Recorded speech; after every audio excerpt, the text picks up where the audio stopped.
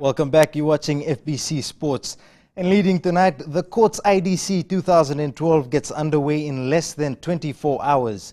Teams have started arriving at the venue for the 5-day meet, with the Fiji FA Annual Congress to take place in the next hour. For the very latest, we now cross over live to Indra Singh at Govind Park. Thank you very much, Jamie, and welcome from Govind Park in Ba, live on the venue of the 2012 Courts IDC tournament that gets underway tomorrow.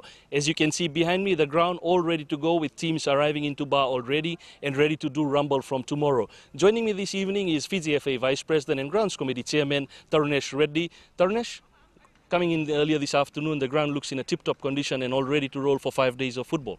Yes, Indra. If you look at the grounds, Govind Park is always in tip-top condition for football, and this is the best pitch around the country for football. Just looking at it, how much work has been put in? I know that this ground hosted Fiji First earlier, but how much work was put in the past 2 weeks or so to get the ground into tip-top shape? Yes, when Fiji FA announced the IDC, Courts IDC 2012, from the first day it was Govind Park Bar, and the academy staff have been working really hard to get this ground into shape, and there we are today. Looking at the condition, you can see that it's tip-top condition. Just moving on to the tournament itself, 5 days of tournament. I know a national under-20 squad is there. We also got senior squad. You guys have plans for next year's international, etc. But particularly under-20, secondary schools in action, a number of youth players in district teams. Door still open to national team selection? Yes, why not? The under-20 team and under-17 teams have been already announced, but the doors are open. Carlos is still looking around for players, and we know the secondary schools will be playing in this IDC too. So the doors are open for the under-20 players too. The options are open now.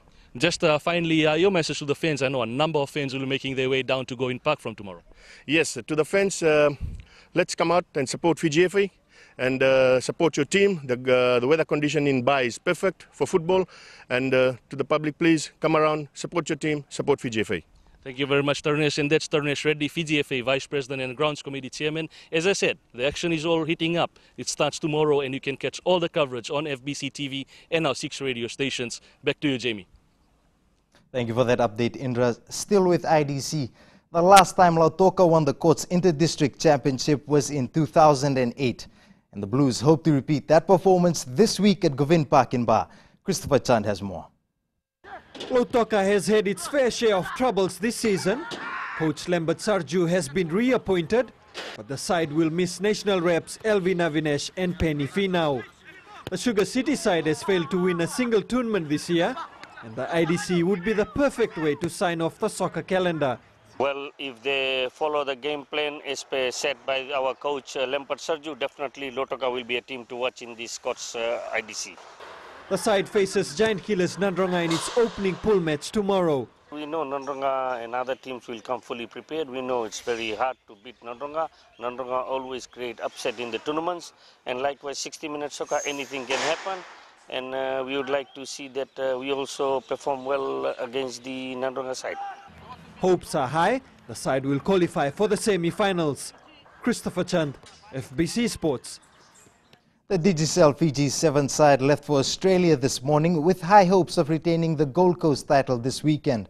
The national side finished second overall in the IRB 7 series last season. This time around, they want to beat New Zealand for the top prize. Christopher Chand again with this report. Fiji last won the 7th circuit in 2006. The target this season is to win the series. The plan to get to that is by winning the Gold Coast 7 starting this weekend, and then focus on dethroning New Zealand. Stay in the top 3. So for the Gold Coast, and we are aiming to retain the titles. And at the end of the series, we have to win the series. So the team have their targets in each leg.